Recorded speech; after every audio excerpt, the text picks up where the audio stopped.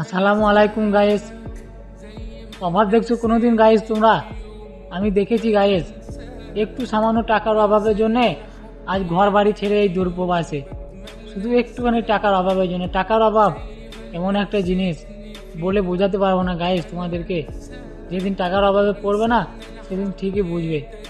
এইটুকু টাকার অভাবের জন্য আজ মা বাপ, স্ত্রী, ভাই বোন সব বাড়িতে ফেলে রেখে আজ দূরপ্রবাসে আসতে হয়েছে।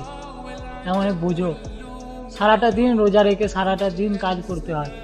রোজা রেখেও কাজ করতে হয় কিসের জন্যে? শুধু সামান্য একটু অভাবের জন্য, অভাব মেটানোর জন্য। জানি না কোনোদিন অভাব মেটাতে পারবো কি না, কিন্তু অপরন্ত চেষ্টা করে যাচ্ছি। যদি কোনোদিন অভাব মেটাতে পারি, যদি কোনোদিন সফলতার মুখ দেখতে পারি, ওই উপরওয়ালা তো আছে, তার প্রতি তো আমাদের বিশ্বাসও আছে। যদি কোনো একদিন উপরওয়ালা সফল করে দেয়, ইনশাআল্লাহ